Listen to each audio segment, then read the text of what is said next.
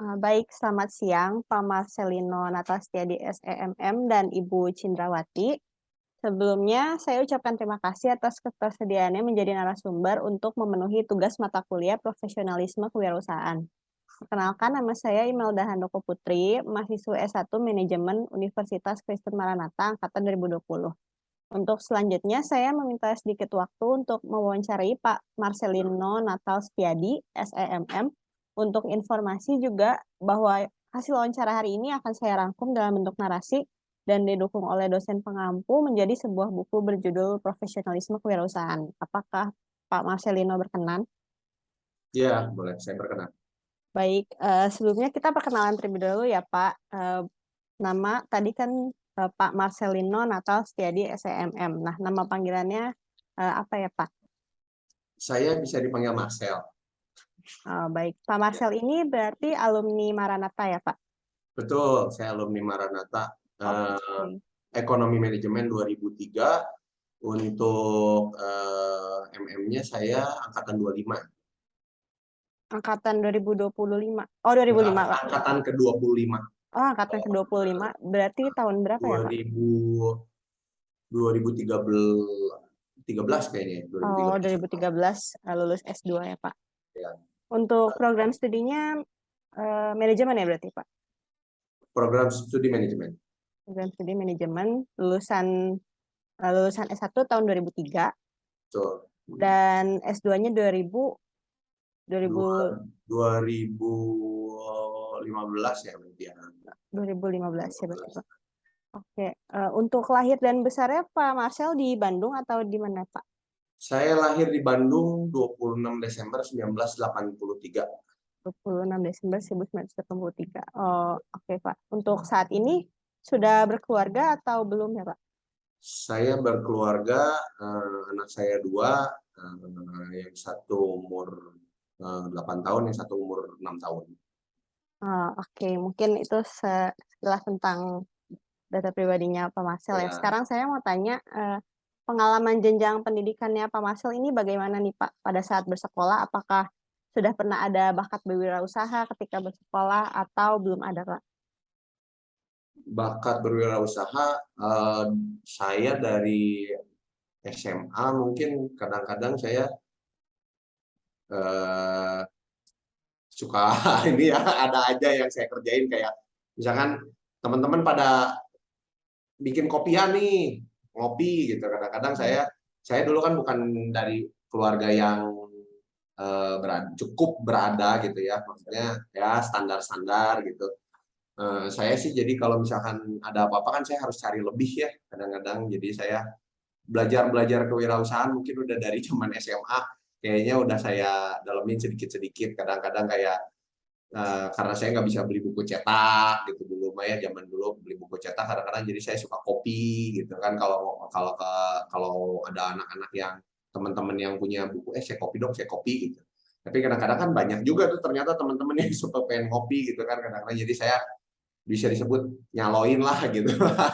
Nyari jasa dari situ gitu. Jadi Oh, kadang-kadang dulu kalau ngopiin selembar, satu buku kan kalau selembar lumayan ya itu, jadi saya gratis aja satu buku gitu, tapi teman-teman saya pada ngopi, udah saya kopiin gitu. Kadang-kadang dari kayak gitu ada. Terus kadang saya suka berpikir kadang-kadang ada teman punya apa jualin gitu. Ya mulai dari yang kayak gitulah, jadi ngambil untung kecil, margin kecil, kadang-kadang ada dari modal-modalnya sih, dari situ sih intinya.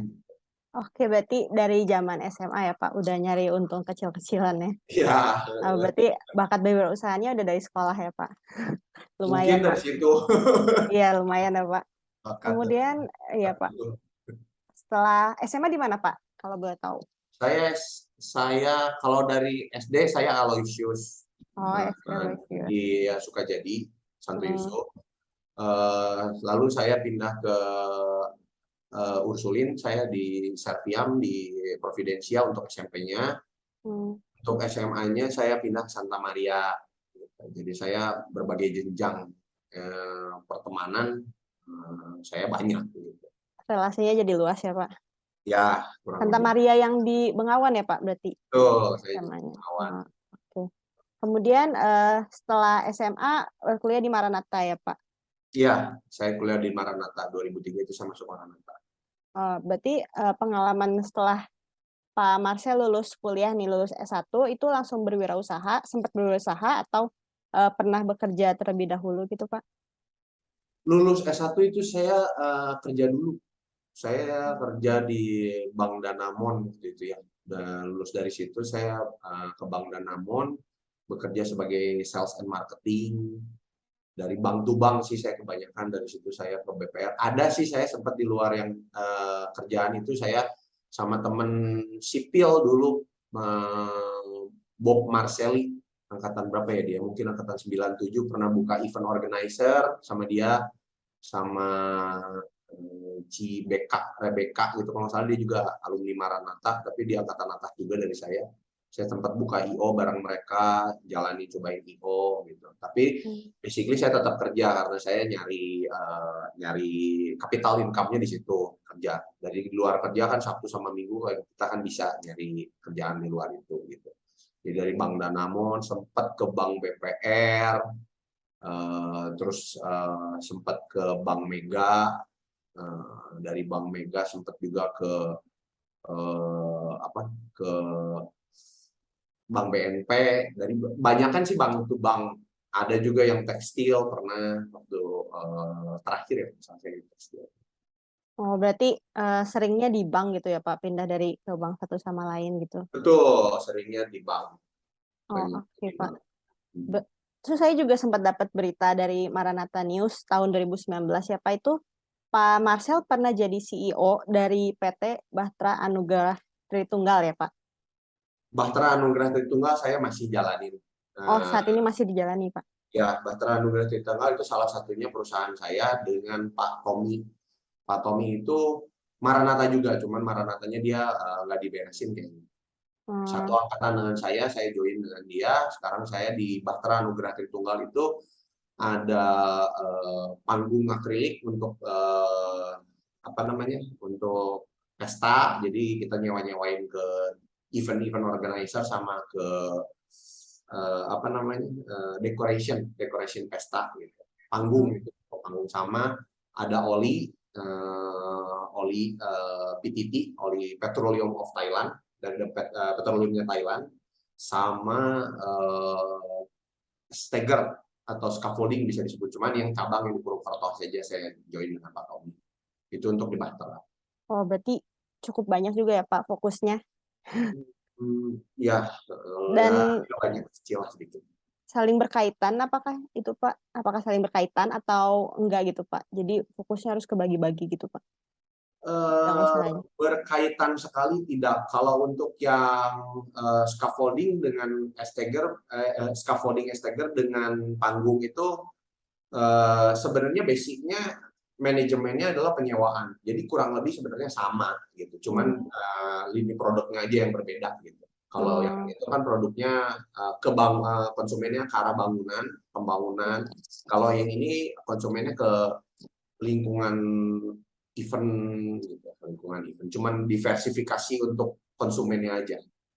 Mungkin Tapi persamaannya di kalau bidang penyewaan ya, Pak? Penyewaan right, jasa. ya Oh, kurang lebih seperti itu. oke. Saya juga mau bertanya nih, Pak. Mungkin ini pertanyaan pribadi saya sih. Mengapa Pak Marcel mengambil S2 Magister gitu? Padahal berwirausaha itu kan intinya ke praktek ya, Pak. Saya sendiri juga pengennya berwirausaha gitu. Tapi saya juga penasaran kenapa ada pelaku wirausaha yang mengambil S2 gitu, Pak. Eh, itu sebenarnya ada insidentil dan ada tidak insidentilnya sebenarnya. Oh, iya, Pak. Satu kali itu saya tiba-tiba lagi, karena saya dulu masih suka ke Maranatha, saya ketemu Hmm, dengan Bu Ika, itu dosen pembimbing saya, baik sekali Bu Ika, salam juga buat Bu Ika. iya, Pak. Eh, dia nawarin saya, sebenarnya saya basically untuk di S1 saya bukan orang yang cemerlang gitu, cuman ya standar-standar lah gitu. Jadi kebetulan Bu Ika ngomong, saya ada program S2 nih, coba ambil deh, katanya gitu. Coba-coba saya juga awalnya sih saya dulu saya di S2, S1 aja setengah-setengah saya bilang ya. Cuman saya yakin gitu Bu, saya di S2 bisa, kata Bu Ika. Itu yang buat saya jadi agak bersemangat ya, karena Bu Ika ngomong sama saya, bisa, kamu pasti bisa kok, katanya. Terus yang kedua, saya orang yang memang saya merasa saya tuh perlu selalu tambah gitu.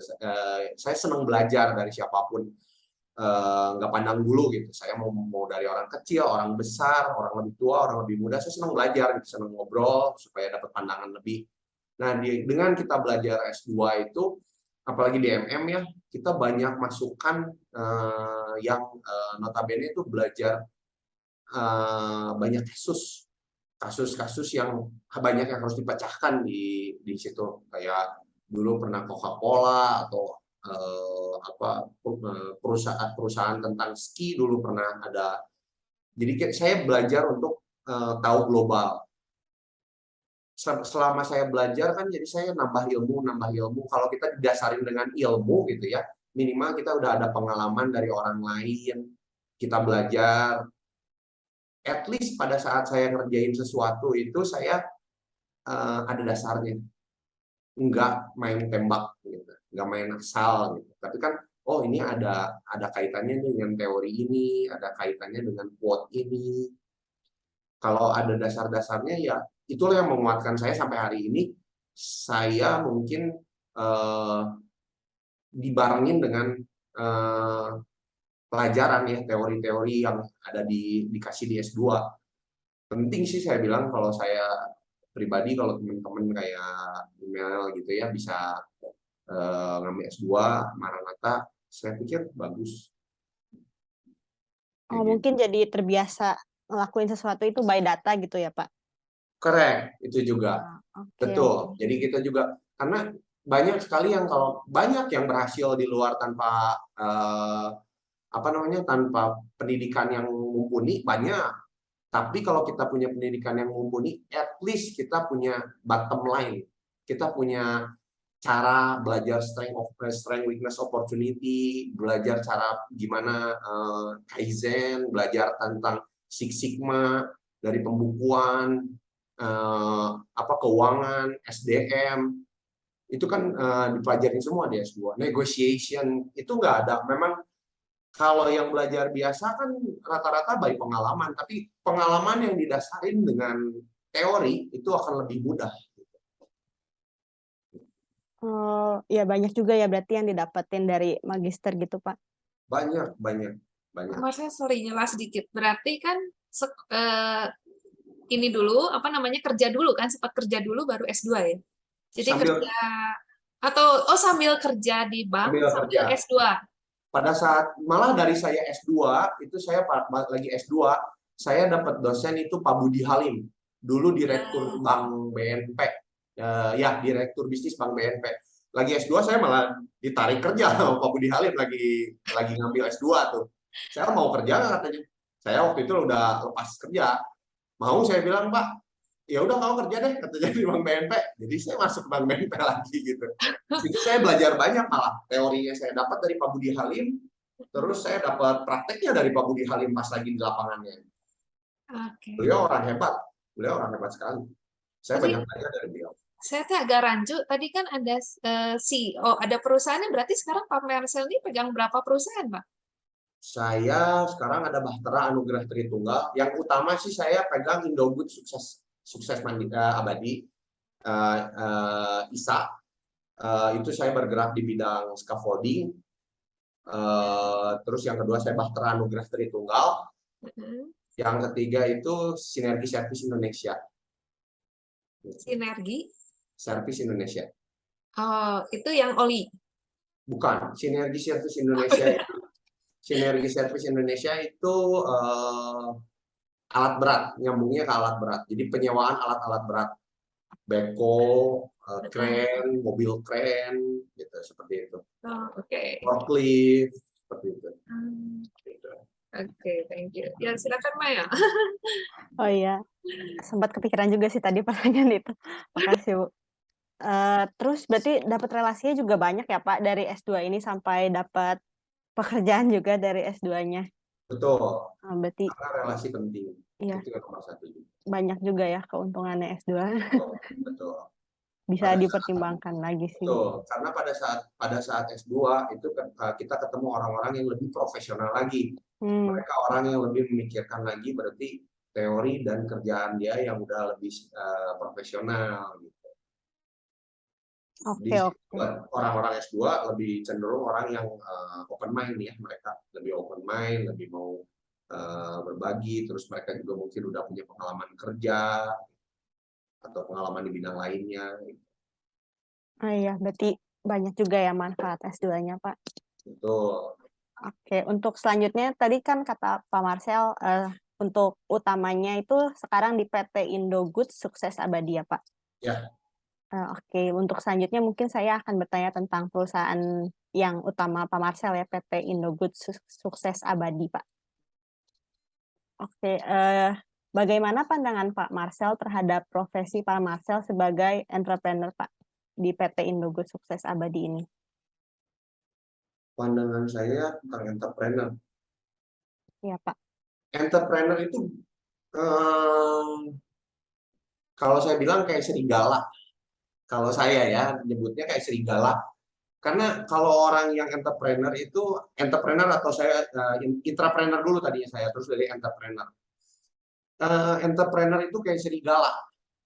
Kita kayak kelompok serigala gitu. Kadang kita makan enak, kadang kita makan nggak enak. Kadang kita seringkali juga nggak makan gitu. Kalau di entrepreneur itu seperti itu gitu. Itu udah wajar gitu. Sekarang kita bisa dapat yang besar, besok belum tentu. Kadang juga kita bisa grafiknya bisa sangat di atas, bisa sangat di bawah gitu. Sangat fluktuatif gitu. Tergantung dari kondisi, tergantung dari cara kita ngejalanin gitu. Dimana seorang serigala itu bukan cuma dia bukan hanya cari makan, tapi yang namanya serigala itu mereka tuh berkelompok. Dia harus ngasih sebagai senior atau sebagai pemimpin atau alpha male-nya seorang serigala, dia harus mikirin juga anggotanya. Karena kita bisa tahu ya kalau serigala itu pasti dia berkelompok untuk cari mangsa. Mungkin di dalam serigala kadang-kadang dia dapat satu mangsa, kadang-kadang mereka berebut di dalam gitu. Cacat atau luka-luka ya. Tapi bayangin kalau misalkan ada seorang singa yang datang begitu mau ngambil makanan kita, itu sekelompok itu akan mempertahankan apa yang menjadi makanan dia. Dia harus cari, dia harus kerjasama untuk ngehidupin mereka. Makanya bisa dibilang kadang-kadang kelompok itu bisa makan enak, kadang-kadang dapat makanan seperti kijang besar, kadang-kadang mereka harus berbagi dengan dapat cuma sekedar ayam atau ikan, kadang-kadang mereka bisa bekerja sama dapatnya jerapah, bisa aja. Nah itulah seorang entrepreneur. Beda dengan pekerja, saya pernah bekerja gitu. Bekerja ya kita akan kalau kita bekerja dengan baik, contohnya sebagai hewan yang biasa bekerja untuk majikan ya, semakin majikannya semakin oke, pasti dia juga akan dapat sesuatu yang lebih dari bukan cuma sekedar makanan itu aja. Itu bedanya entrepreneur yang saya pikir ya sekarang sama orang yang kerja. Berarti harus minim egosentrisme gitu ya Pak, harus mikirin juga pekerja-pekerja yang selama ini juga sebenarnya ngebantu visi misi kita dalam berwirausaha gitu ya Pak. Betul, kita harus bisa bekerja sama, nggak cuma kita mikirin diri sendiri aja gitu. Kita mau maju ya kita harus bareng-bareng. Gitu. Nah ya betul-betul Pak. Kemudian gimana nih pandangan keluarga Pak Marcel dan rekan-rekan terdekat gitu ketika Pak Marcel ini terjun ke dunia wirausaha gitu. Sebelumnya kan bekerja ya Pak. Gimana pandangan dari orang-orang terdekatnya Pak? Awalnya sih saya keluarga juga kurang setuju ya, karena dari keluarga besar saya juga saya semuanya rata-rata orang bekerja gitu, baru saya yang masuk ke dunia entrepreneur gitu. Tapi selama itu masih jadi fokus yang benar, ngerjain yang benar, semua akan ada hasilnya pasti. Small step pasti akan ada big step. Seperti itu. Oke, berarti awalnya tidak disetujui gitu, tapi akhirnya dengan niat Pak Marcel sendiri ya berarti ini sumbernya. Ya, ya. Oke, kalau begitu kontribusi orang terdekat Pak Marcel dalam merintis usaha ini bagaimana nih Pak? Apakah ada atau benar-benar mandiri gitu Pak? Kontribusi orang terdekat secara eh, kalau secara doa, bantuan dari orang tua pasti ada. Siapa yang nggak mau ya, orang tua kan pasti ngedoain anak-anaknya untuk maju seperti itu. Kalau apa, orang-orang terdekat sih ada, kalau udah tahu mereka ya, kalau memang kita ngerjainnya dengan serius, dengan fokus yang tepat, dengan jalan-jalan yang sudah benar, apalagi dibarengi dengan hasil, ya akhirnya pada akhirnya mereka juga akan melihat sih gitu. Kalau soal material, saya basically orang yang langsung sendiri ya. Makanya saya ada tiga macam cara sih sebenarnya saya kalau saya telah ya. Pertama, orang yang basically bloodnya udah bagus ya, mungkin orang tuanya dari orang yang cukup berada, jadi bisa diturunkan modal seperti itu. Yang kedua ada yang modelnya, ada orang yang risk taker, very risk taker, tapi berhasil, misalkan dia minjam uang ke bank kredit untuk ngejalanin usahanya.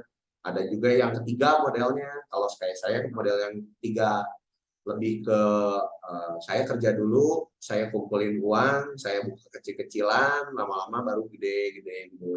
Saya jadi lebih low risk. Cuman ya pasti percepatannya akan beda, semuanya akan beda. Berarti dari menabung hasil kerjanya dulu gitu ya Pak untuk jadi Betul. modal bisnis saat ini. Oh, keren Saya juga. buka usaha scaffolding modalnya dari 3 juta. Oh, dari modal 3 juta ya. Rupiah itu berapa bulan saya kumpulin 500.000 6 bulan ya, 3 juta dulu scaffolding saya cuma punya 5 set. Dulu harganya masih 600.000 scaffolding.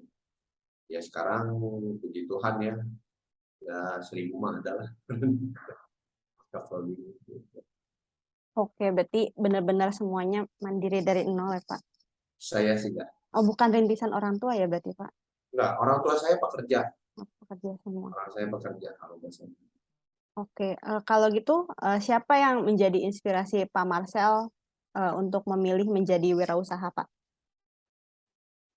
Oh, inspirasi saya siapa ya? Banyak sih saya inspirasinya. Kalau inspirasi yang real atau inspirasi yang nggak real nih? Kalau nggak real mungkin saya bisa baca kayak Bruce Lee, Robert Kiyosaki, Bob Sadino. Saya suka ya seperti itu. Kalau yang real, saya belajar dari banyak orang di sini, orang-orang yang sudah berhasil terutama di Bandung ya, banyak, misalkan kayak apa namanya, yang punya Hyper Square, punya Istana Group.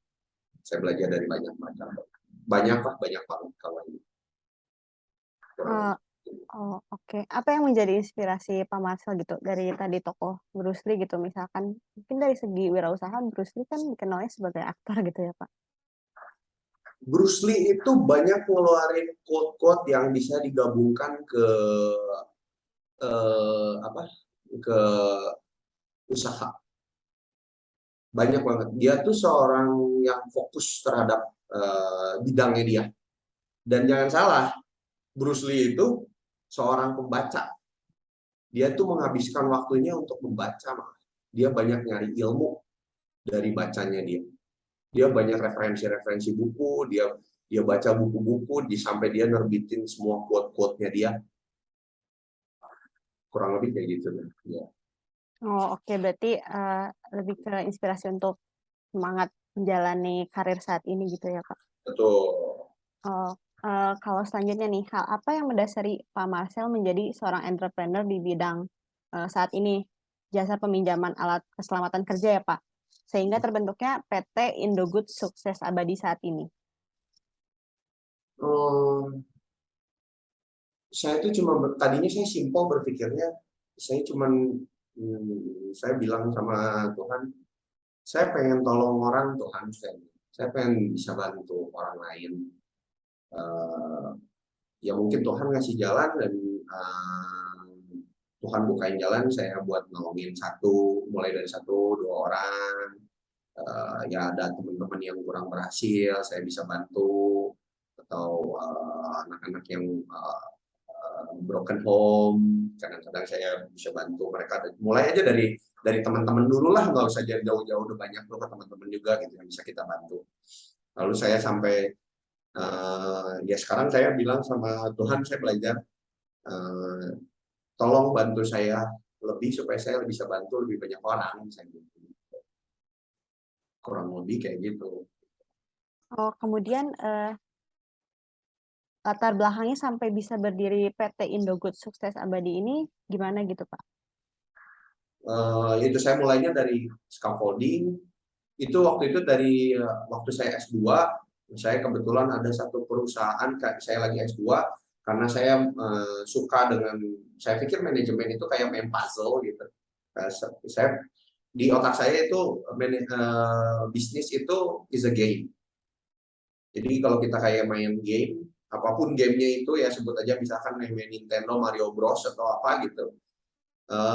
Kalau kita main game itu kita suka dari game itu, even itu kita gagal di berapa kali di tempat-tempat tertentu, kita akan main lagi kan.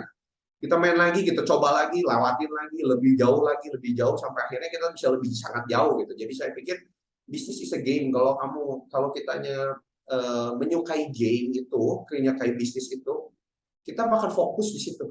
Kita bakal jalanin itu dengan senang, karena kalau kita jalanin nggak senang,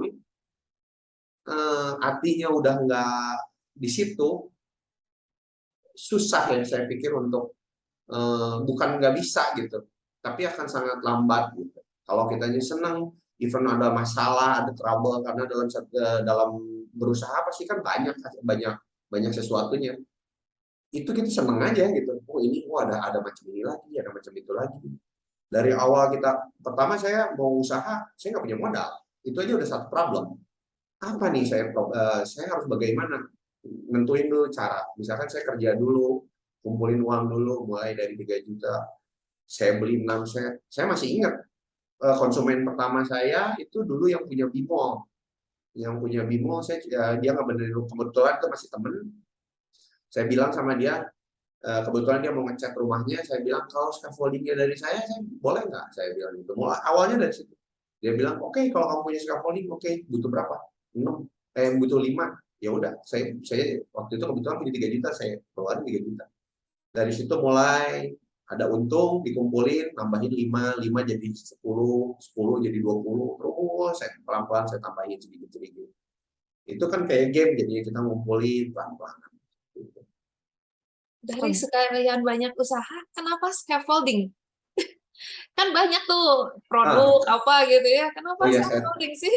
Oh iya, saya tadi lupa itu. Scaffolding itu lagi S2 tuh kebetulan pas lagi saya suka dengan manajemennya Bu ya. Ada satu perusahaan scaffolding, ternyata dia butuh perusahaan scaffolding itu rata-rata masih manajemennya masih konvensional, saya bilang. Jadi buku gede itu yang itu terus dia tulis di sewa hari ini, kembali tanggal segini, untung segini, apa segala macam, masih baik itu. Satu kali saya diminta untuk bisa nggak bantuin untuk memperbaiki manajemennya, gitu. Jadi jadi konsultan lah kalau bahasa ini, jadi konsultan manajemen gitu. Cuman karena saya S2 ya saya juga nggak mungkin menaruh harga gitu kan. Tapi saya suka gitu kalau ngelihat ada bisnis scaffolding terus harus diperbaiki manajemennya. Buat saya it's a game gitu. Jadi saya masuk ke sana, oke, saya mau, saya coba dulu ya, saya bilang saya coba, nggak usah dibayar, saya bilang saya nggak usah dibayar, saya cuma bantuin aja deh, saya bilang. Jadi saya memperbaiki sistem manajemennya, si scaffolding di situ. Jadi saya lihat, oh si scaffolding itu seperti ini awalnya tuh. Oh penyewaannya itu seperti ini, bentuknya seperti ini. Awalnya saya nggak tahu itu scaffolding apa gitu. Cuman ada ya ternyata bisnis seperti ini tuh, penyewaan seperti ini ada gitu. Saya perbaiki, karena saya dari manajemen kan, orang scaffolding itu nggak tahu, orang konvensional mereka nggak tahu first in first out, last in first out, mereka nggak akan ngerti ya seperti itu gitu.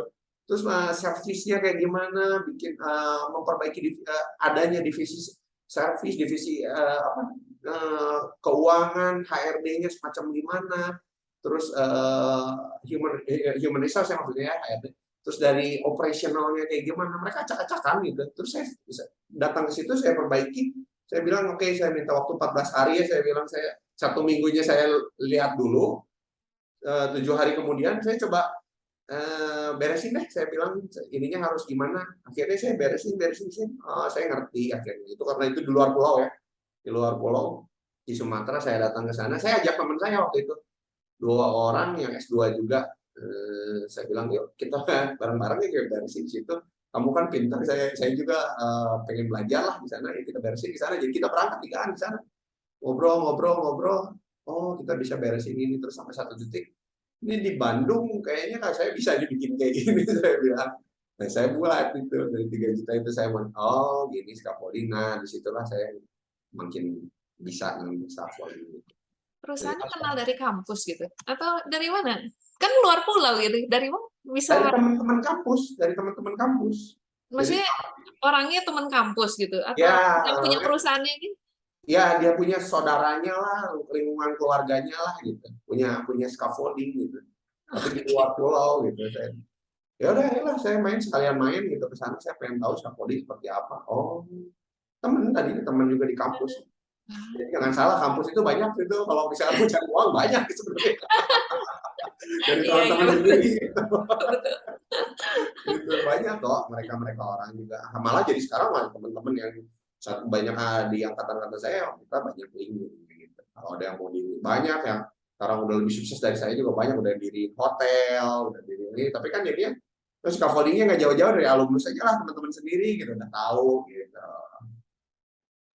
Berarti berawal dari pekerja bantu sukarela ya Pak, bantu manajemen scaffolding, jadi tertarik gitu, jadi bikin sendiri sekarang akhirnya. Oh, keren juga sih. Ternyata penting ya relasi teman-teman di kampus ya. Penting teman. Jangan pikir teman-teman di sekarang yang mungkin email ini ya sekarang lagi kuliah ya.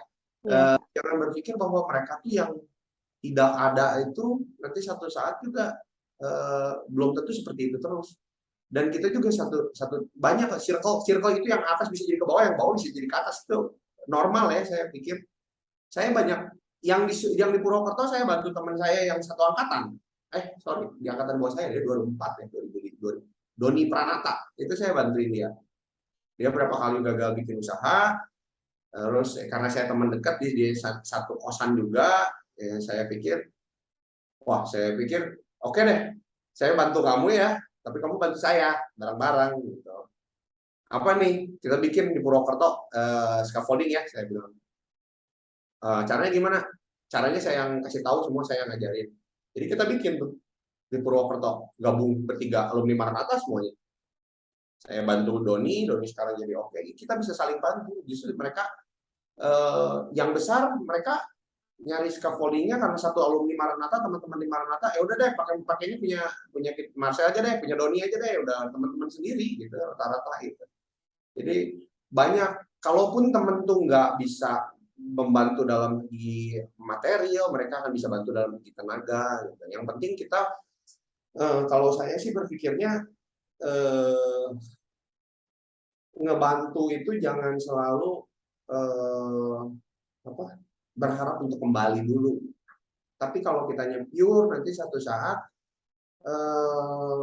karma baik itu pasti balik kembali kok. Mungkin nggak saat ini, tapi satu titik kita pasti balik kok. Banyak kok kita yang penting teman-teman yang di kampus sama-sama lagi berjuang sekarang, jagalah teman-teman itu gitu. Dulu saya banyak dibantu sama Bu Yola, saya banyak dibantu dulu. Saya bukan orang yang pintar, saya banyak belajar dari Bu Yola, dari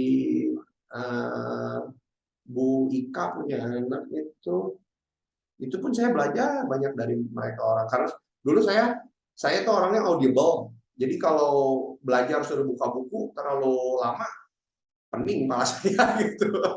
Jadi saya malah mereka yang baca saya yang dengerin gitu. Saya denger, oh ini tuh ini. Mereka banyak kok bantu dari segala hal.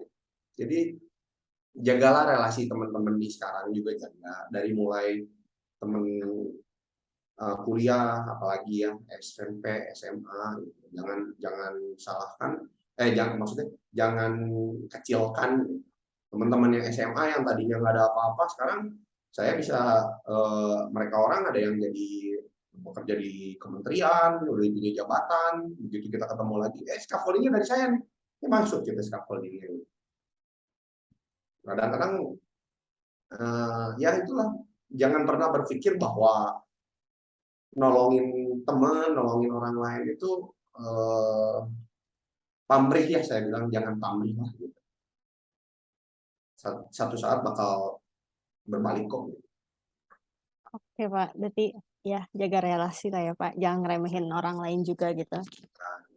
Nah, kalau visi misi Pak Marcel nih ketika menjadi wirausaha di PT Indogood Sukses Abadi ini apa Pak awalnya visi misinya?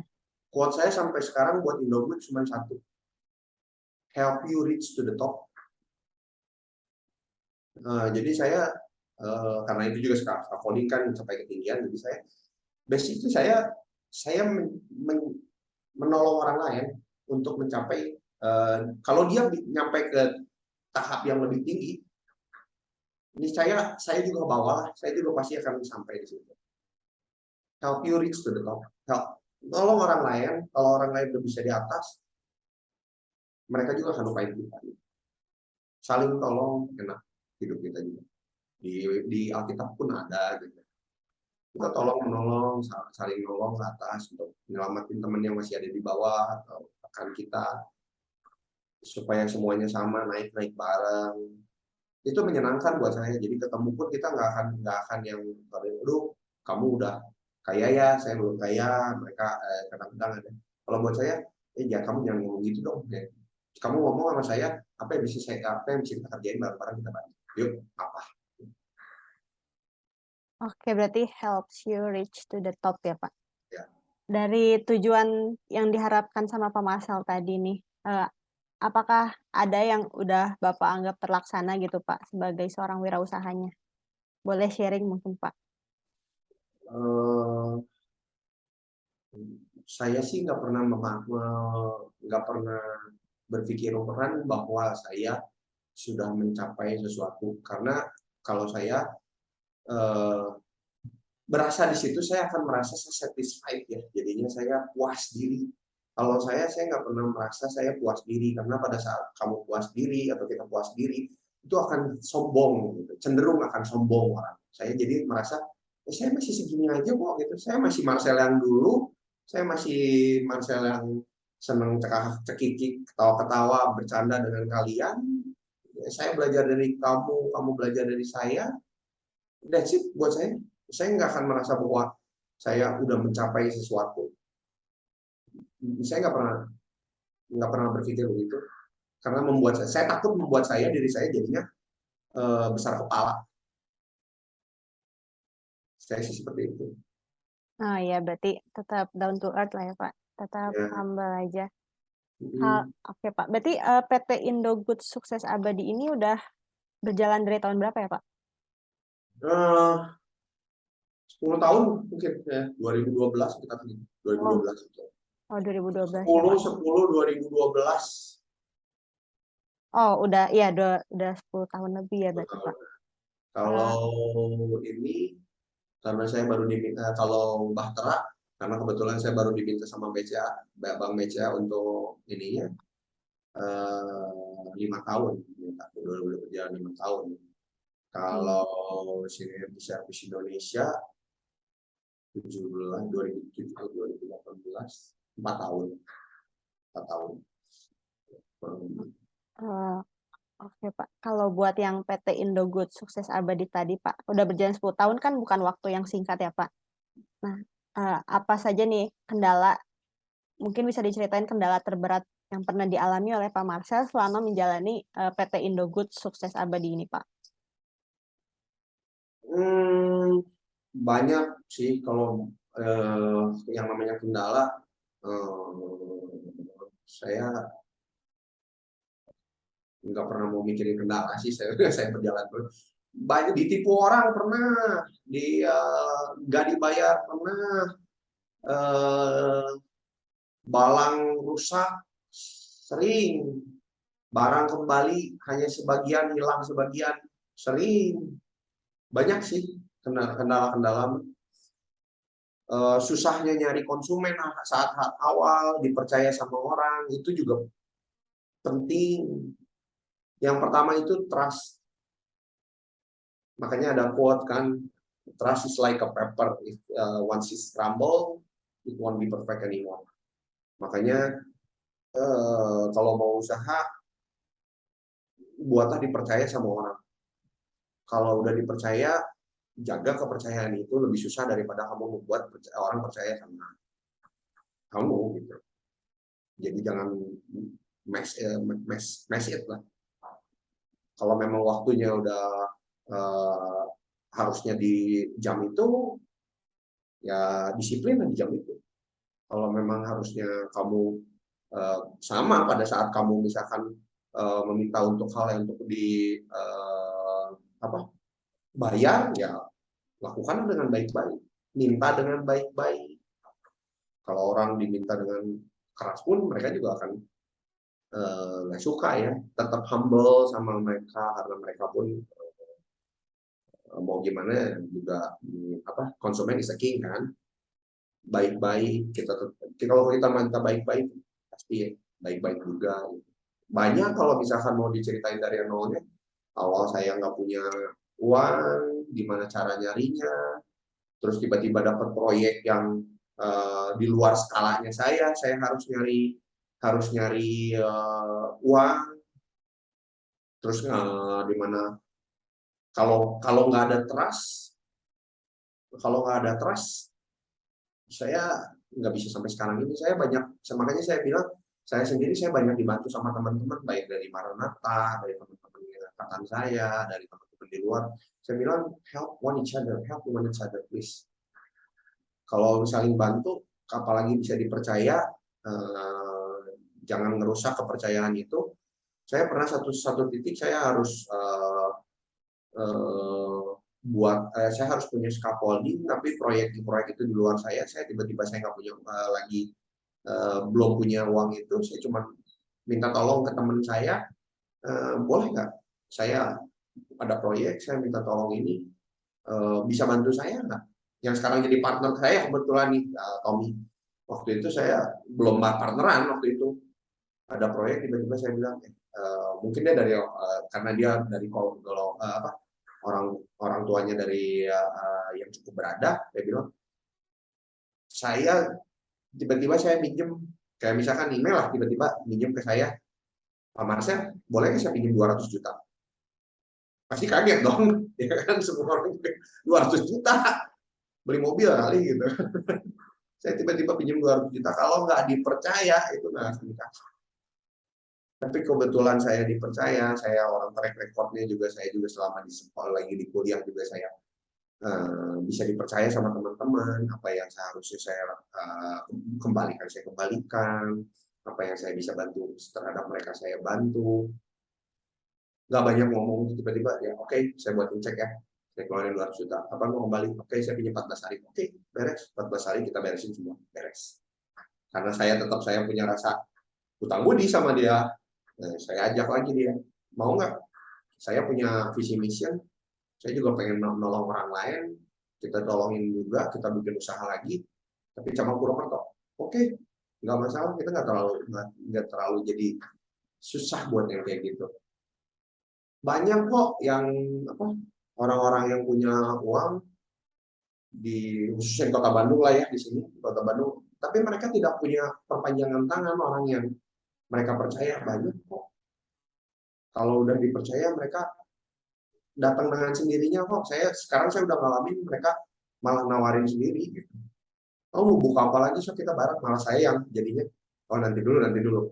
Saya takut nih dengan percaya terlalu jauh gitu. Pelan-pelan. Kalau udah dipercaya, itu pupuk kepercayaan itu nggak bisa 1 sampai 2, 3, 4 tahun, nggak bisa. Tapi harus dibarengi dengan ini ya, sama kita juga tetap harus dibarengi dengan kemampuan kita juga mengupgrade diri, mengambil lagi S2, belajar lagi dengan orang, mau mendengarkan masukan-masukan dari orang. Ya pasti akan ada hasil. Pasti akan ada hasil. Oke, berarti menjadi orang yang dapat dipercaya gitu ya, Pak. Betul, betul. Oke, oke. Berarti untuk selanjutnya, dari tadi visi misi Pak Marcel buat PT Indogood sukses abadi masih ada nggak Pak buat harapan untuk pencapaian lainnya Pak di perusahaan tersebut? Harapannya masih banyak, masih jauh. Saya pengen saya buka di beberapa titik di kota-kota lain dan saya bisa nolong orang lain. Saya juga pengen Cirebon saya pengen buka lagi. Saya ada beberapa teman-teman yang perlu saya perhatiin juga di sana. Saya pengen buka masuk ke Jakarta karena di Jakarta pausnya besar-besar. Tapi itu buat saya game. When everybody see the risk, I see an opportunity. When everybody takut ke sana, I think that's an opportunity buat saya. Jakarta it's more prospek lah. Jakarta, saya pengen buka. Saya pun pengen bikin ini jadi franchisee kok. One day saya pengen jadi franchisee. Karena bisnis ini belum ada franchisee. Untuk Indogoods ya. Oke, berarti jadiin franchise ya Pak dan ngelihat tantangan itu sebagai peluang gitu ya Pak. Betul. Oke. Untuk selanjutnya nih Pak mungkin kebagian kesan pesan untuk pembaca buku ini nanti. Apa prinsip hidup Pak Marcel yang dapat dijadikan inspirasi kepada para pembaca nantinya Pak? Kesan hidup saya ya seperti tadi ya saya bilang help one each other. Kalau kamu help one each other, hidup kamu juga aman lah gitu. Saling tolong, saling bantu dari awal supaya bisa maju bareng-bareng ya. Oke, mungkin pertanyaan terakhir Pak, moto hidup Pak Marcel nih, atau mungkin sama Pak dengan yang tadi helps one in each other. Moto hidup saya apa ya? Aduh, moto hidup saya apa? Maju terus pantang mundur. Apa yang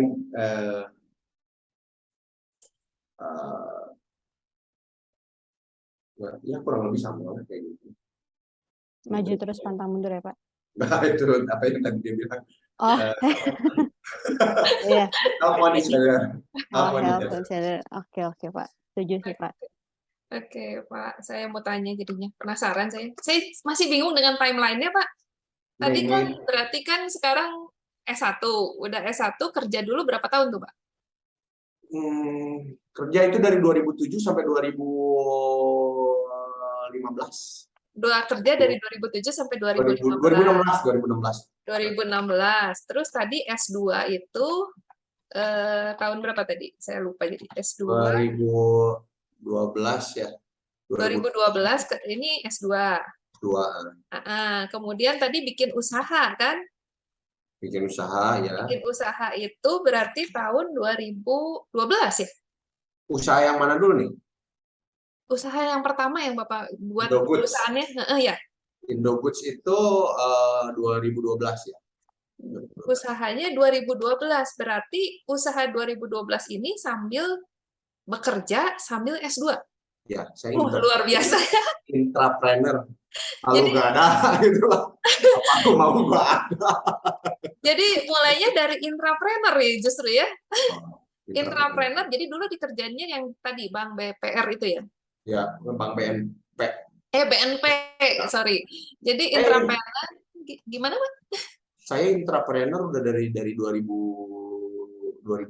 lulus kuliah berarti ya. Saya sambil kerja di bank, saya Sabtunya bisa kerja IO. Jadi intrapreneur dari tahun 2007 malahan ya. Jadi 2008 ya 2008 lah 2002 itu saya buat IO dulu. Oh, sebagai IO. Iya, Ravioli namanya dulu, Ravioli. Oh, Ravioli. Tapi sampai sekarang Ravioli. Ini apa namanya? Ngomong-ngomong lingkarannya kecil ya, Pak. Saya seangkatan dengan Bob. Oh, Kalau Bob teman sekelas saya, ini teman main dan teman sekelompok gitu ya. Kalau ada tugas apa, oh, sekelompoknya pasti sama Bob ini. Motornya itu saya deket ya. deket ya ternyata. Iya deket. Dan saya juga Prova, Pak. Oh, Prova. Iya, Oh, Prova juga. Pak Makanya tadi, Tarigan ya. sama ya. Pak Tarigan, Bu Yati Iya, ya. betul. Mister Kalau Anita, ya, Pak kalau Cio, yang ya saya nakal di iya, sana, Pak Cio. katanya siapa? Iya sih, sama. Emang kalau yang spesial itu yang paling diingat itu yang kalau bermasalah sama. Saya juga sering bermasalah di sana. Tapi di Prova itu saya salah satunya orang yang saya suka dengan Prova. Saya sangat suka dengan Prova. Saya dulu saya sekolah di SD Aloysius, lalu masuk ke Prova. Oh, itu jauh banget itu. Iya, itu juga Di Prova emang. itu saya dibentuk karakter. Iya, betul. Ya, kalau di Aloysius itu saya dibentuk leadership. Kalau Iya di sih, Prova itu betul. karakter ya. Karakter ya. Kalau di SMA itu saya pikir apa?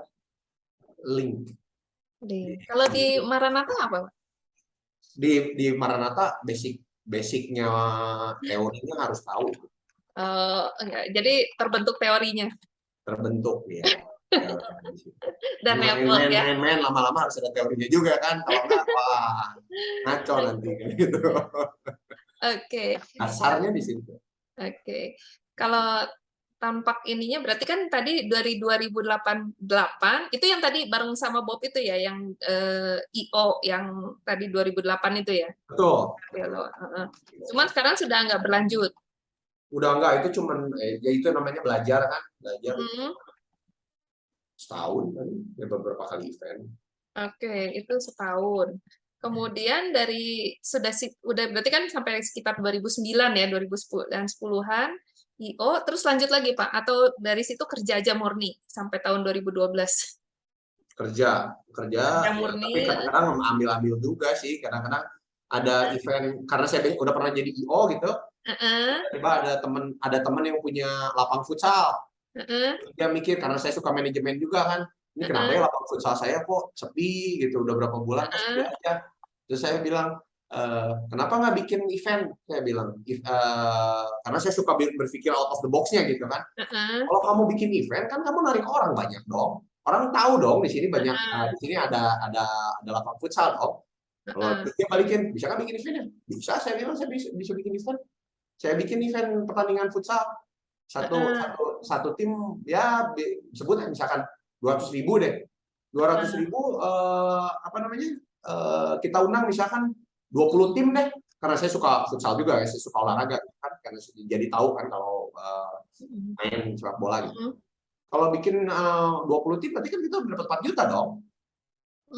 Potong kos deh misalkan, potong kos ya, kita pakai kru dan lain-lain apa segala macam 30%, 20-30% atau 25% deh. Berarti kan 25% udah potong beban. Bayar lapang apa segala macam. Terus krunya 25% lagi saya buat bagiin hadiah. Juara 1, juara 2, juara 3. Terus saya pasang poster di mana-mana di tempat kuliah, saya pernah pasang poster di Unisba, di Unpad, di mana bikin event futsal itu apa sih di situ. Yang datang ternyata rame, antusiasnya rame. Lapang futsalnya jadi rame kan. Iya, jadi pada tahu ya ada di situ ada apa. Iya, sama-sama dapat duit itu. Oke. Tahu nih kata saya, ya udah jalanin aja gitu kan. Oke. Semangat gitu. Oke, berarti jadi tadi dari kerja terus udah gitu kan selesai dari IO kemudian jadi freelancer event gitu ya. Jadi ada ini bantu sekalian bantu bisnis teman juga, bantu ya intinya ya. Ya. Terus udah gitu 2012 ini start jadi S2 kan. Ya. Sekaligus dari situ gak lama kemudian ketemu temen yang saudaranya itu tadi apa namanya punya masalah dengan scaffolding. Akhirnya dari situ bantu di sana bikin sendiri scaffoldingnya, perusahaannya 2012. Berarti itu juga masih statusnya intrapreneur lagi ya? Entrepreneur. Saya entrepreneur sampai 2000 ya itu sampai 2015 2016 ya entrepreneur. 2016 ya. Scaffolding di sini jalan, saya kerja di Jakarta. Hah? Scaffolding di sini jalan, saya kerja di Jakarta. Scaffoldingnya di Bandung jalan, terus Bapak kerja di Jakarta di BNP itu.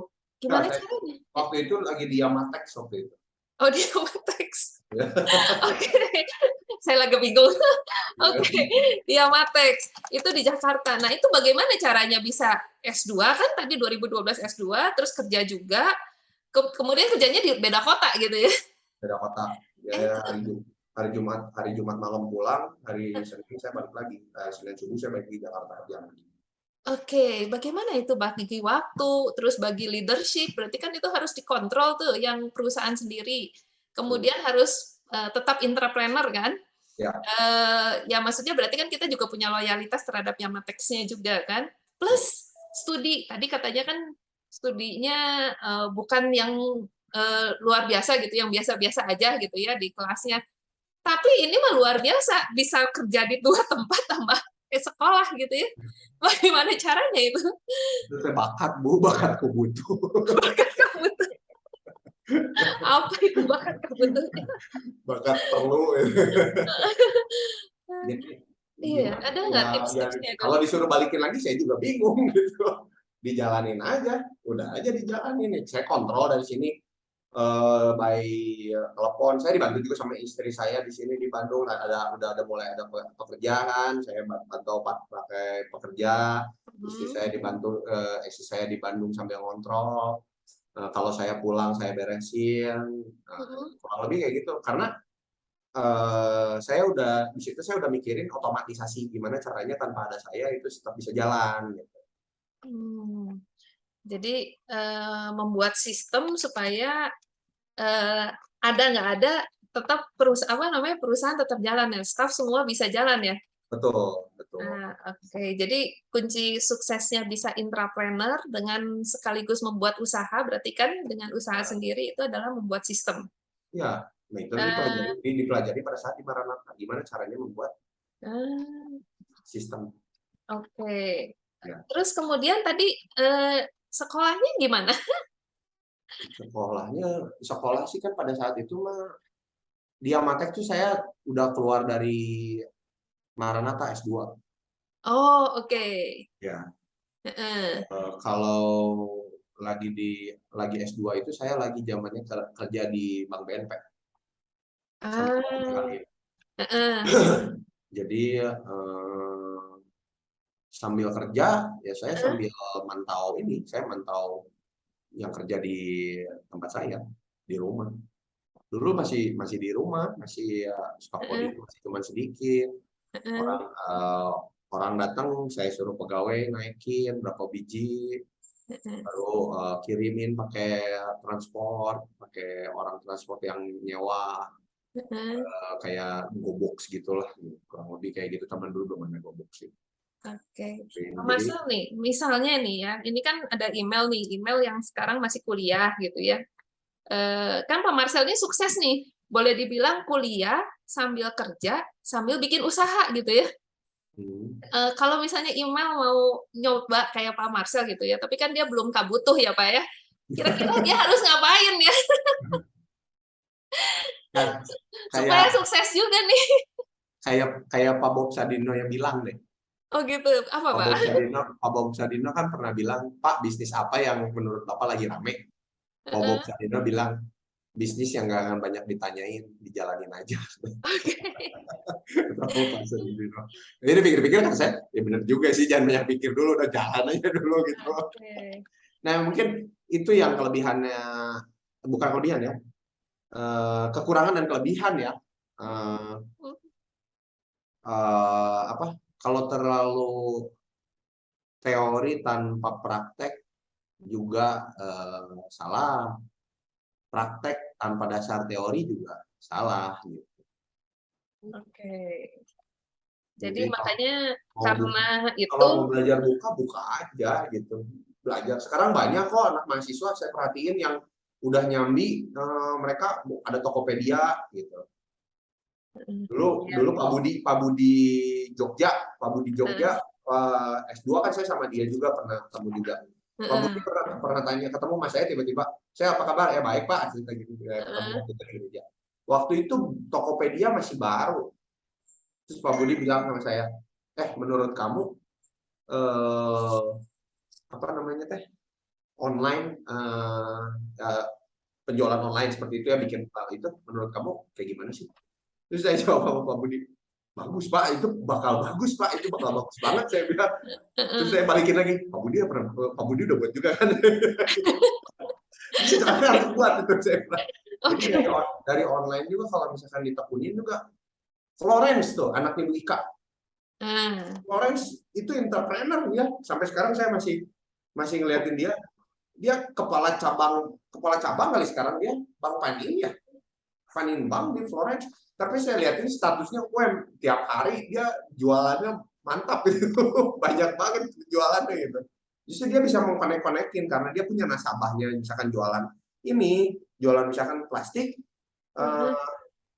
dia sambil kerja, tapi dia sambil bisa buka Tokopedia jualan plastik, atau di Instagram jualan plastik.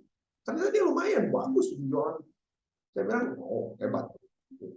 Oke. Kalau mau bikin, saya pikir bikin aja Bu, rame kok gitu. Demo itu mah sambil kerja, sambil cari duit, sambil duitnya nggak kemana-manain, bikin usaha. Tuh Mel, sambil usaha, udah punya usaha belum? Belum sih Bu, buat usaha. Langsung jalanin aja berarti itu katanya. Banyak. Masih cari inspirasi juga sih Bu, Pak. Yang buat kritik Maici bukannya itu kan dulu angkatan saya kurang lebih satu dekat-dekatan kan kalau saya Maici ya atau apa ya itu? Oh iya. Itu kan dari snack kecil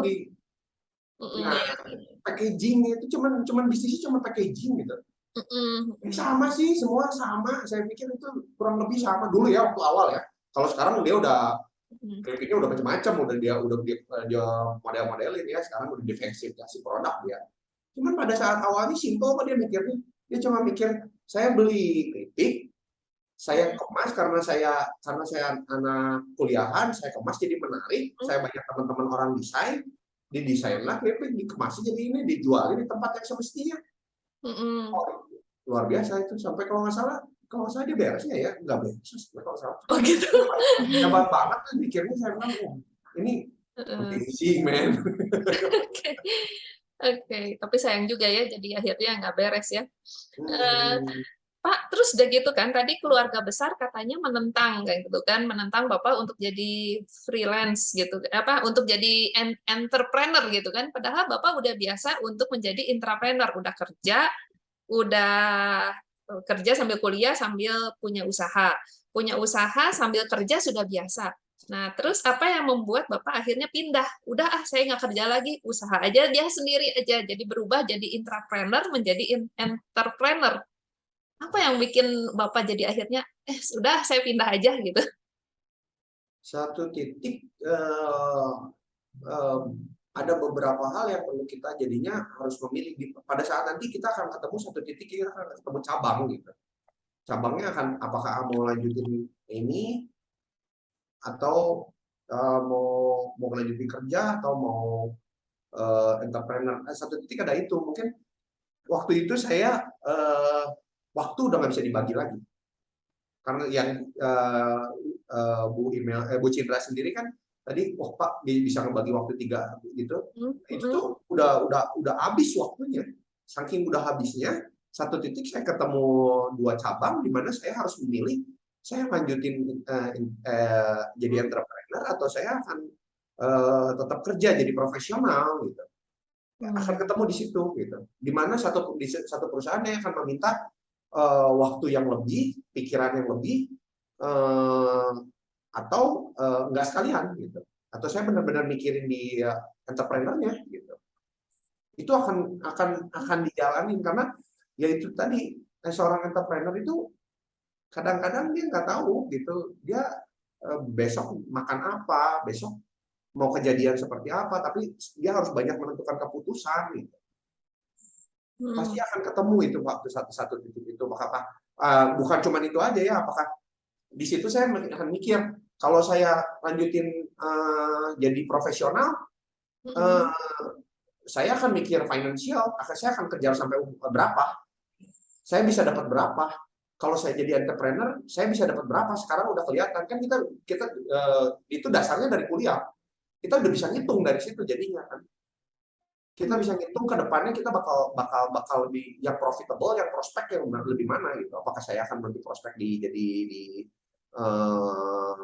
pekerja profesional, jadi director, kerja nggak salah juga, atau kita jadi entrepreneur, berusaha, sama-sama dua-duanya akan sama bagus, tapi di satu titik akan ada pemilihan gitu.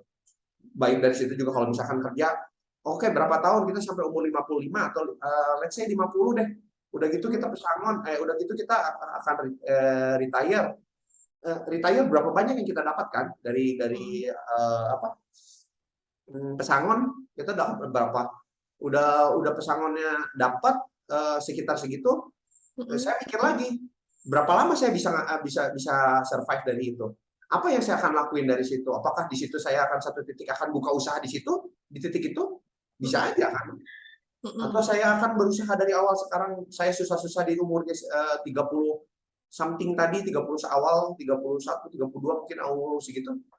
Tapi mungkin di sananya saya nggak perlu mikir lagi yang mengenai buka usaha setelah saya setelah saya retire. Itu kan semua akan ketemu tuh di situ nanti. Saya juga nggak bisa ngomong, itu waktunya Tuhan gitu. Waktunya Tuhan yang nentuin ya. Marcel, kamu pilih kamu mau ini atau ini gitu. Ya pada saat udah di situ saya udah harus bisa menentukan dan saya harus sudah bisa hitung. Hitung itu dipelajarin pas lagi kuliah itu kan S1 S2 saya harus sudah bisa berhitung. Saya berapa tahun lagi, apa yang saya dapat, saya harus bagaimana nanti setelah itu, jenjang saya misalkan di keluarga saya harus bagaimana gitu kan. Nggak salah dua-duanya, itu hanya pilihan hidup aja. Kalau saya lebih pilihannya saya ambil ini aja. Waktu saya akan lebih banyak, saya akan berusaha capainya di awal, lalu saya akan nanti udah naik, saya berarti siap, saya nyiapin legacy buat anak-anak saya. Oke, berarti ketemu di satu Tahu. titik. Setelah ketemu satu titik, tapi kan sebenarnya tadi dibilangnya keluarga besar itu menentang gitu ya. Kan kalau menentang ada satu titik, ada pilihan, udah dihitung-hitung ternyata lebih bagus, tapi ada tentangan. Gimana ngedobrak meyakinkan orang keluarga besar ini yang menentang sambil menjalankan pilihannya gitu. Satu, tunjukin persisten, kerja keras. Tiga, kasih tahu hitungannya kita kayak gimana. Ke mereka kasih tahu, saya akan prospek itu seperti ini. Hasilnya tuh ya belajar dari pelajaran kan. Mereka mungkin nggak nyampe, tapi kita ceritain kan. Kalau saya kerja umur segini, saya akan dapat segini. Di tahun ini saya akan segini, seperti ini. Saya jelasin ke mereka. Saya dobraknya di situ. Awal mungkin enggak, tapi kan kamu ini. Jalan orang kalau kita tetap persisten, asal kita di jalan yang benar, saya pikir nggak akan awalnya doang deh gitu. Awalnya doang mereka nggak setuju, nanti kalau misalkan udah ditunjukin hasilnya, kita punya tropinya kita tunjukin ke mereka seperti ini, mereka akan. Karena buat saya pernah ngobrol sama orang-orang yang maksudnya bijak lah, lebih tua dari saya. Menurut mereka orang cuma ada dua. Ada satu orang ngomong sama saya, ya kalau mereka ngasih jangan kan macam-macam, ada yang keras, ada yang ini. Orang cuma ada dua. Satu, kalau kamu berhasil, dia cuma ngomong, kalau kamu gagal, orang akan ngomong kasihan ya kamu, Marcel. Iya. Yang kedua, orang kalau kita berhasil, orang cuma akan ngomong hebat, Marcel berhasil. That's it. Jadi saya nggak mau mikirin orang lain, udah aja saya gitu. Cuma dua orang gitu. Oke, berarti kita lanjutin timeline-nya, Pak. Berarti 2015 tadi sudah jalan, terus 2017 tadi ya, berarti 2017 bikin usaha lagi baru kan ya, Pak? 2017 tuh yang tadi dengan usaha yang apa? Bahtera Anugrah. Bahtera ya, yang berarti yang ini dulu ya, yang apa? Panggung dulu ya? Bukan, itu pertamanya oli dulu. Bahtera Anugrah Tritunggal itu pertamanya oli. Oli PTT. Cuman sekarang saya udah lanjutin lagi oli PTT. Nah, ini kenapa dari jadi oli? Ya. Ya saya bilang, entrepreneur itu kayak serigala. Kadang dia bisa dapat ayam, kadang dia bisa dapat kijang. Kadang dia bisa dapat kelinci, kadang dia juga nggak makan gitu. Heeh. Kebetulan aja jalan. Kalau seorang entrepreneur tuh kita harus banyak ngobrol, harus banyak ketemu banyak orang, cari relasi. Tiba-tiba saya ketemu sama teman saya yang satu kosan di Babakan Jeruk, namanya Edwin Lucius.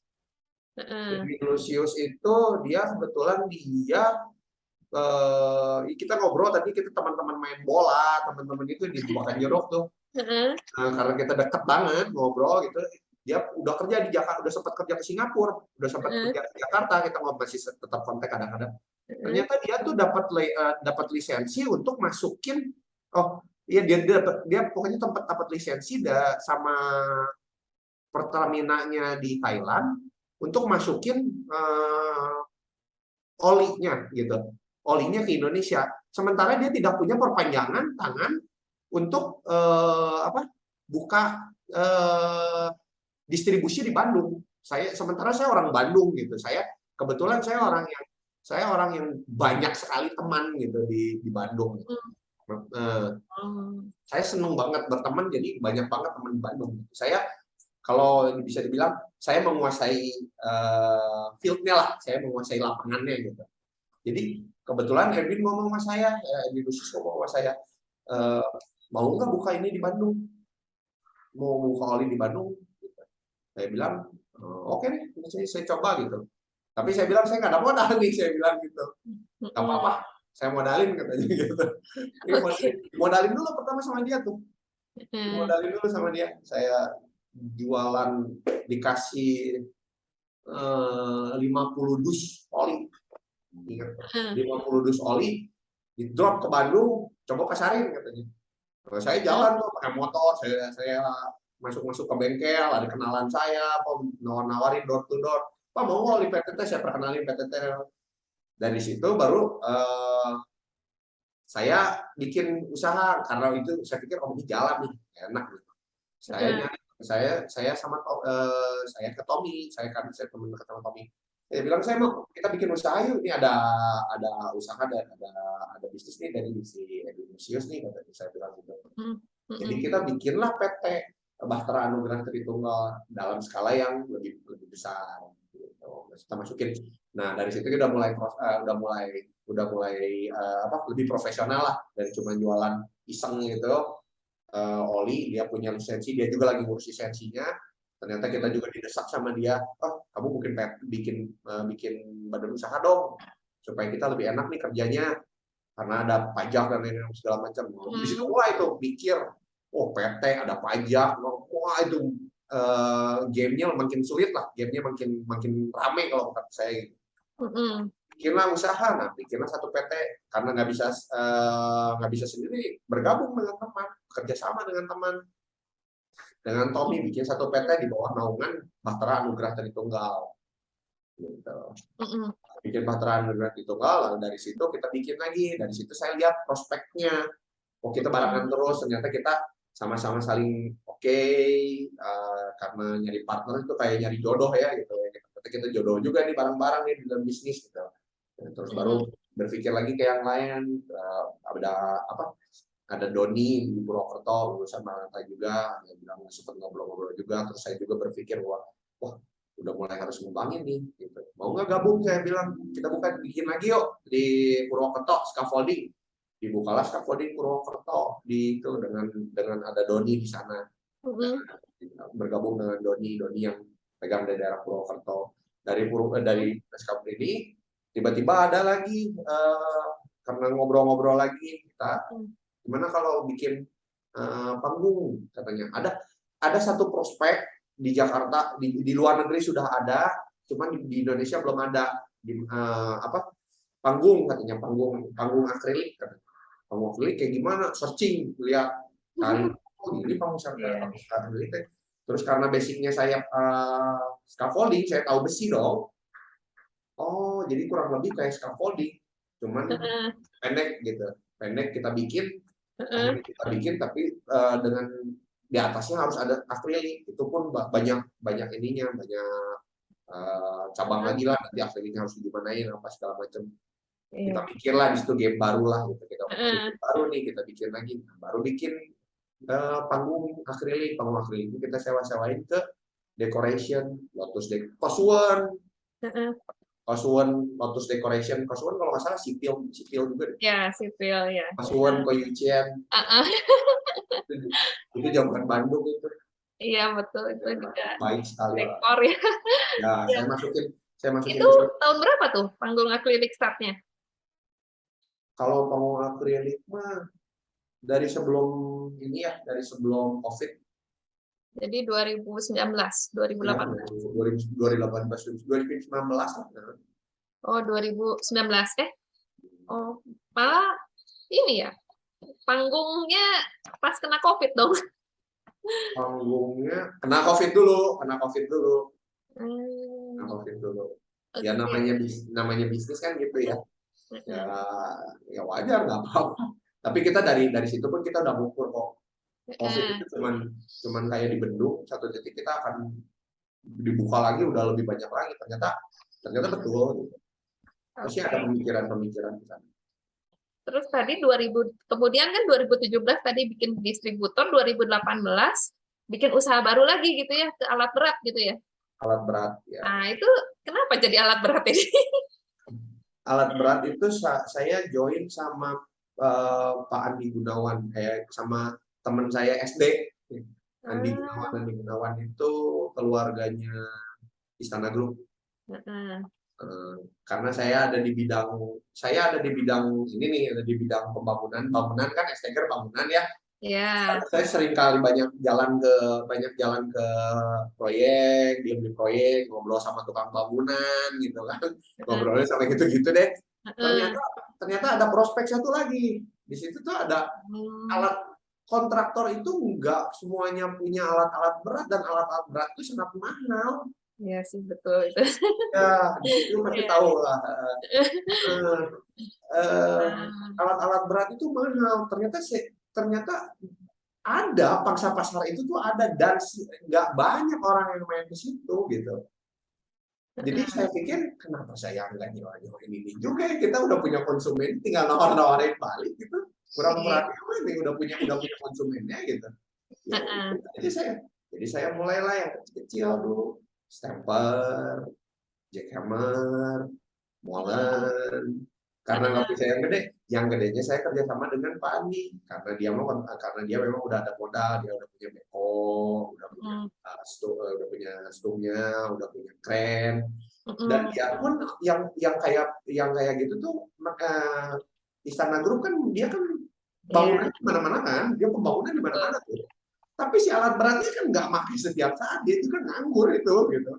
Kenapa pada saat nggak nganggur itu nggak kita manfaatin nih, saya bilang ke Pak Gunawan. Kenapa nggak dimanfaatin, kita sewa-sewain aja, itu dapat duit lagi tuh, saya bilang gitu. Oh bener juga ya katanya ya. Ya udah. Jadi kita mah nggak punya alat, tapi kita bikin platformnya aja deh, dia bilang kayak gitu. Pokoknya kita maklarin aja deh, dia bilang kayak gitu. Jadi ibaratnya kita nyewa ke Istana Grupnya, barang-barangnya ada, punya apa aja, kita selisih marginnya ada kan. Jadi kita jualin itu aja, kita tinggal kirim, dia pakai, kita dapat selisih margin, sama-sama enak, semua untung, udah happy, semuanya senang. Gitu. Sampai kita ngumpulin, kita punya alat-alat baru nih, lama-lama kan dari untung, beli satu, kita punya forklift satu gitu. Nanti punya untung sedikit lagi, tiba-tiba ada yang, wah kita butuh jackhammernya yang skala besar. Nah, udah beli deh, cuma jackhammer skala besar paling 30 juta, beli satu, kita punya, nanti kita punya gitu. Tapi dari situ kita juga banyak lagi nanti. Ternyata yang punya alat-alat berat itu semua jadinya nyari bantuan kita juga. Bantuin dong, pas aja yang punya gue juga dong, katanya gitu. Yang saya juga nggak nganggur tuh, katanya gitu. Oh ya udah, boleh lah, ayo sini kasih ke saya margin, saya minta ya. Saya bilang gitu, udah gitu. Itu jalanin itu. Manajemennya doang kita punya. Barangnya kita nggak punya banyak. Oke, berarti kerjasama ya, partnership. Itu juga penting. Oke, tadi itu yang di Purwokerto itu temennya yang udah ini, jadi itu tuh di alat berat atau di scaffolding? Kalau di Purwokerto itu di scaffolding, namanya Scaffolding.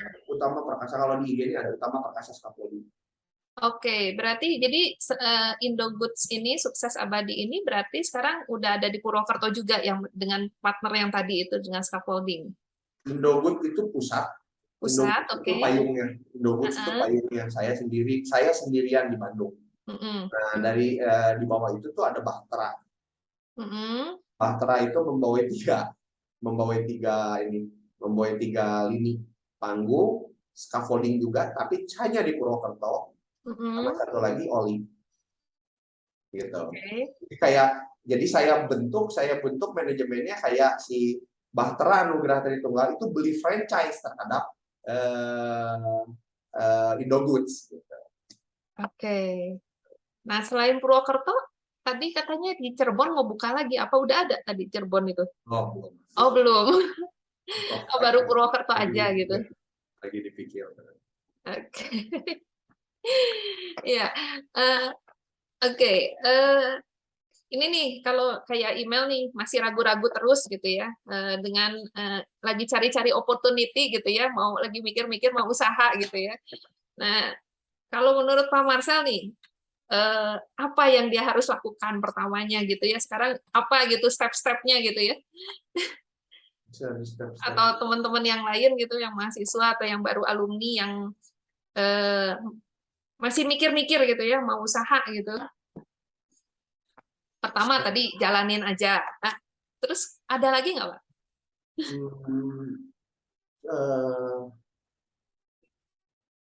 Banyak ngobrol, Hmm. tapi cari teman yang banyak ya ngobrol.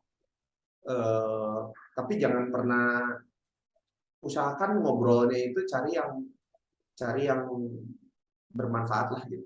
Jadi banyak dengar sama mereka orang, kamu bisnisnya apa? Mulainya dari situ deh. Kamu bisnisnya apa? Nanti dari situ akan terbuka, oh ini bisa, ini dikaitkan dengan ini dikaitkan dengan ini, oh saya bisa jualan ini gitu. Ngobrol, temuin banyak orang, ngobrol, cari relasi, kalaupun dia perlu bantuan kan tolongin gitu. Dari nolongin itu kita akan kebentuk nanti apa sih gitu. Nanti dari situnya kita bisa lihat opportunity apa yang bisa kita iniin. Misalkan contohnya saya punya teman jualan motor, yang satu jualan motor di si A, tiba-tiba saya main ke grup lain, ke si grup D, tiba-tiba ada yang butuh motor. Dari situ kan kita udah bisa tahu, oh lu cobain ke si ini, belajar gitu. Nanti dari situnya kebuka sendiri linknya teh kelihatan gitu, mau apa gitu, apakah buah, apakah baju yang banyak gitu, apakah makanan, apakah yang lebih kompleks lagi yang ada manajemennya, yang mungkin bisa buka laundry. Kalau misalkan udah ada supplier sabunnya kita kenal teman, atau misalkan kita kenapa kita nggak buka laundry, bisa aja kan. Tapi kenalinlah lingkungannya dulu, bicara, ngobrol lah, dengan jangan ngobrol lah yang sesuatu yang berbau itu teh. Kalau saya excited mengenai itu, kalau saya pribadi saya excited kalau orang ngobrolnya bisnis apa nih, kita dengerin pun nanti lama-lama kan akan jadi tahu, oh si ini linknya ini, oh kalau saya berarti jual, ambil. Kita juga bisa mikir, bisa nggak kita lempar kemana, bisa nggak kita kerja sama apa, bisa nggak kita copy ya, gitu. Oke, kalau banyak ngobrol bukannya malah tambah bingung ya? Kan jadi Bingung banyak itu ide tuh, ya, tambah banyak ide, tambah banyak opportunity gitu kan? betul. Terus Bingung itu gimana akhirnya tek gitu? kalau kita nggak punya fokus. Oke. Gitu. Contoh saya banyak ngobrol, tapi teman-teman saya misalkan buka kafe. Saya itu nggak suka buka kafe, diajakin sama teman-teman misalkan, kita buka burger yuk, kita buka kafe ini yuk, kita buka tempat minum yuk, kita buka kopi yuk, kita buka apa gitu. Saya itu bukan gemar di situ, karena fokus saya bukan di situ. Saya udah tahu fokus saya tidak di bidang itu. Saya tidak begitu excited di bidang itu. Kalau kita udah punya fokus, mau kita ngobrolin apa juga, kita punya fokus. Tapi bukan berarti kita ngobrolin apa, kita jadi nggak bisa jadi buyar ya gitu. Jualan kopi ada strateginya. Bisa nggak di copy cara strategi jualan kopi kita pakai di Stagger? Bisa, pasti bisa. Gitu. Itu apapun itu bentuknya, saya banyak kok. Orang lain bikin kalender diajakin bikin misalkan bikin percetakan apa segala macam. Akhirnya, oh kalender bisa saya bisa bikin cetakan kalender ya, saya bisa kerjasama dengan kamu ya. Oke, setiap tahun saya bikin kalender sama kamu. Tapi saya minta satu ya, kamu ya. Kamu mau ambil untung dari saya ambil untung dari kamu. Tolong kenalin saya satu orang yang teman kamu kontraktor. Satu aja. Gitu. Jadi fokus saya nggak pecah. Tetap tapi cara ngobrol masih kemana ngalor ngidul boleh.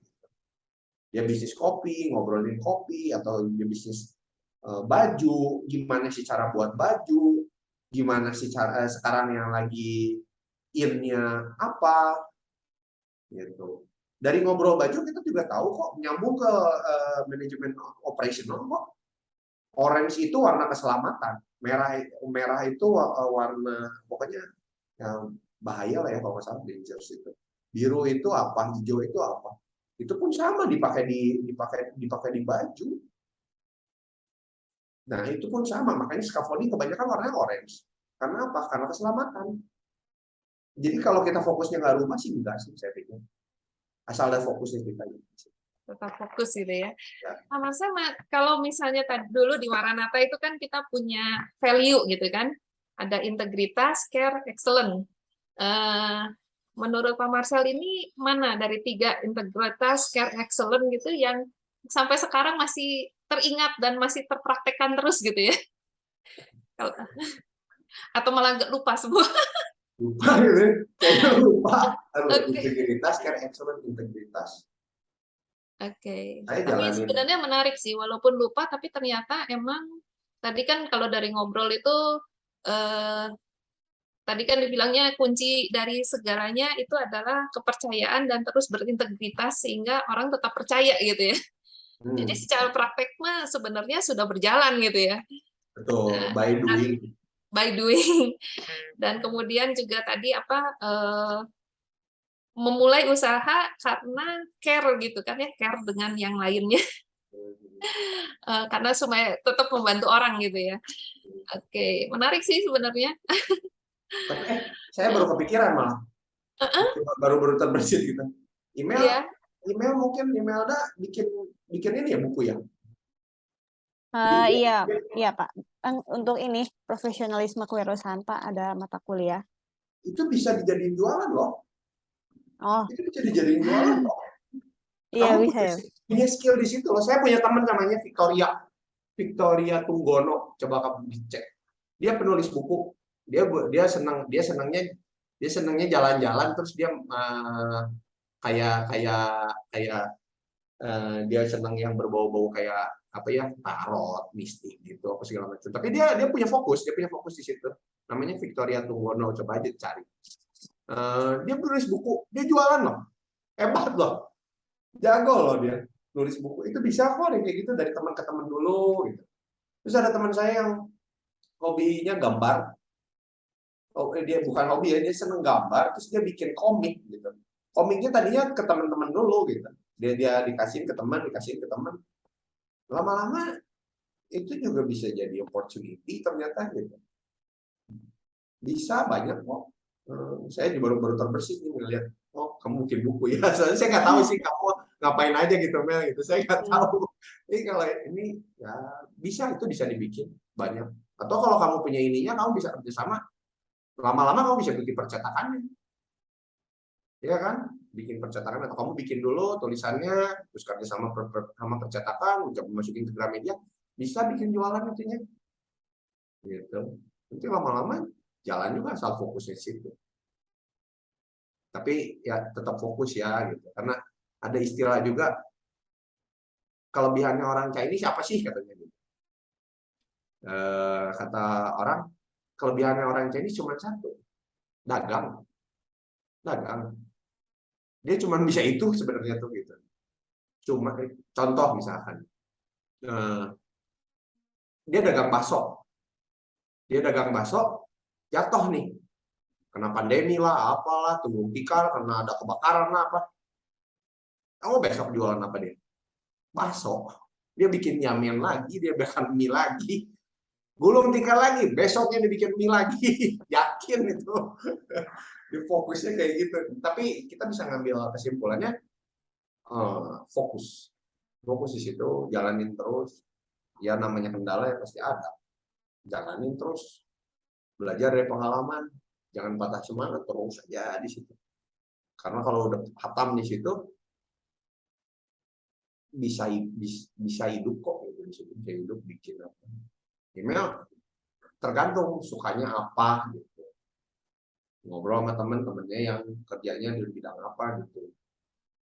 Gitu ya bucin. Bucin banget. Oke. Mungkin Berarti kemarin COVID itu boleh dibilang di Endogoods mah nggak ada kendala ya? Indogoods kendala ada, Kendala ada. tapi puji Tuhannya masih diberkatin gitu.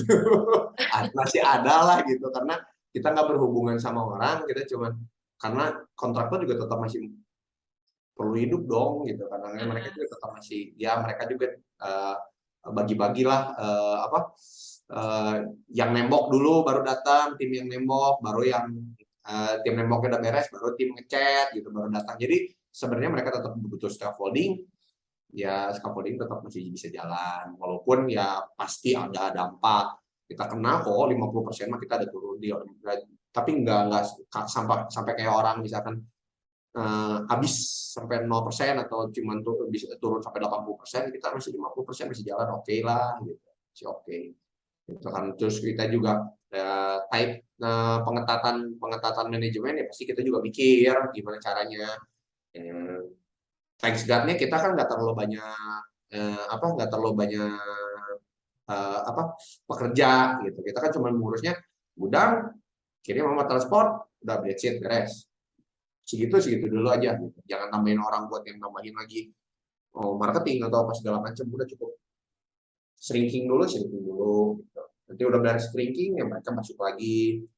Kalau dari di entrepreneur kan kita harus pikir jalan keluar ya. Jalan keluarnya gimana? Bagusnya gimana nih? Enaknya semua gimana nih?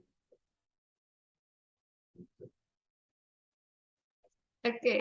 Ya Mel, ada pertanyaan lain atau gimana?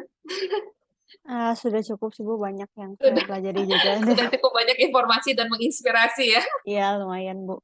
Inspirasi atau acak-acakan, acak-acakan kayaknya. Inspirasi dong Pak. Jadikan inspirasi aja. Tinggal kapan mulai, ditunggu tuh sama Pak Marcel. Aduh. Ya, Boleh. Ya, sambil jalan juga sih Pak. Masih belum ketemu juga soalnya. Berarti kalau gitu, kalau belum ketemu, kalau kata Pak Marcel mah, ini ya Pak, kurang banyak ngobrol berarti dia ya. Jadi Iya. kurang banyak ide. Kurang banyak main. Oh, kurang banyak main tuh, benar. Ya Pak, harus banyak main abis ini. Terlalu belajar itu berarti. Bukan salah belajar, tapi kurang banyak main berarti. Nah, belajar juga perlu lah. Iya. Tapi kalau misalkan ngobrol sama orang yang punya uang tanpa dasar, wah disangkanya cuma main-main. Iya Pak, betul. Oke deh Pak Marcel, thank you banget Pak untuk waktunya. Ya. Terima kasih Pak Marcel untuk waktunya, juga untuk banyak inspirasinya juga dan motivasinya buat kita nanti calon wirausaha Pak. Ya, salam wirausaha. Semoga bermanfaat juga ya Pak nanti untuk pembaca bukunya. Puji Tuhan, amin. Semoga ya. Pak. Ya. Pak Marcel, nanti berikutnya email akan coba untuk menulis dulu, merangkum dulu dalam bentuk artikelnya. Nanti mungkin butuh konfirmasi dan tanda tangan kalau Pak Marcel sudah setuju ya. Ya. Oke. Dan butuh apa lagi Mel? Cuman artikel aja atau butuh apa lagi? Kalian minta gitu maksudnya? Sudah sih Bu, hanya dari wawancara ini aja ya. Oh, nggak butuh foto atau apa? Oh, foto sebenarnya bisa dari recording sih Bu, nanti saya ambil. Oh, janganlah, mending minta yang gantengnya langsung gitu mau Pak. Oh ya, boleh Pak Marcel mau dokumentasi Pak. Ayo. Kalau misalnya bisa ada foto, mungkin Pak Marcel foto yang dengan usahanya boleh, atau dengan apa yang buat disimpan di artikelnya gitu, atau dengan keluarga boleh, terserah sih sebenarnya. Buat mendukung artikel, atau misalnya foto di depan perusahaan gitu, atau dengan karyawan, atau dengan event, bebas sih. Apa ya? Itu aja tuh, nanti saya kasih lewat WhatsApp, ini saya kasih lewat WA gitu. Iya, nanti mungkin email akan kontak langsung ke Pak Marcel, nggak apa-apa ya, Pak? Oh, Oh iya, boleh Pak. Sekalian tadi Pak Marcel minta recordingnya ini ya? Iya, boleh, boleh. Boleh Pak, Ya, nanti saya kirimkan. Oke. Hmm. Nanti saya kasih lah ke WA atau apa gitu, saya kirim. Boleh Nah, Pak. heeh. Sekarang Ya. boleh dokumentasi dulu ya Pak? Sekali. Boleh, boleh. Oke. Dokumentasi ya. Sama Bu Cindra juga. Oke. 1, 2, 3. Sudah Pak. Oke, udah Terima bagus. kasih. Udah, Oke, udah. thank you. Sampai garing. Kalau Sama. belum ulang lagi gitu maksudnya di capture ya.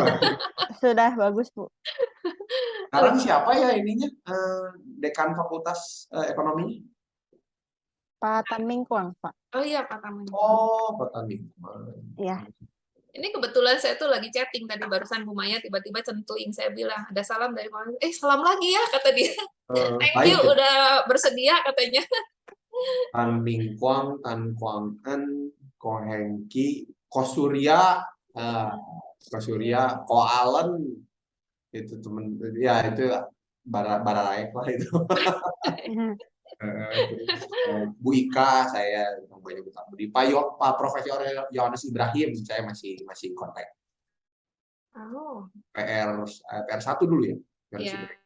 Oh, masih kontak dengan Pak Ibrahim. Justru Pak Yohanes Ibrahim ngasih kerjaan ke saya. Dia di Bali, dia tiba-tiba, kamu punya banyak teman kontraktor? Ya banyak Pak, saya bilang dalam kontraktor semua. Saya mau bikin ini, mau bikin rumah. Oh iya Pak, nih nomor teleponnya saya kasihin semua. Baik, Yohanes Ibrahim. Iya. Bu di S1 Bu, aduh yang sama Pak Yohanes Ibrahim siapa Bu? Siapa ya? Masih, aduh, yang hukum siapa ya? Yang Bu Linda Wati Sewu, ya. Linda Wati Sewu. Baik-baik itu. Teman-teman semua itu saya salam hormat buat mereka. Oke, nanti pas saya ketemu saya akan sampaikan. Oke, terima kasih banyak Pak untuk waktunya dan Bu Cindra, thank you ya. Iya, terima kasih Pak Marcel. Saya mohon maaf ya, saya cuma bisa segini aja gitu. Mana mohon maaf, ini udah luar biasa sekali loh. Luar biasa Pak. Memang jangan ini ada temen aja gitu, jadi kalau cerita lebih enak gitu, kalau kayak gitu kan pusing saya. Iya. Oke deh kalau begitu. Anytime kalau mau ngobrol, mau tanya-tanya, mau ini, sugan mau ngobrol apa bisnis, ayo kita ngobrol-ngobrol, ngopi, ayo boleh. Gitu. Tuh, Mel, tunggu apa Mel? Boleh Pak, ditunggu aja Pak. Oke, thank you semuanya. Thank you banget Pak Marcel. Terima kasih Pak Marcel. Ya, thank you Mel. Terima kasih Bu Cindra. Terima kasih bantunya. Oke.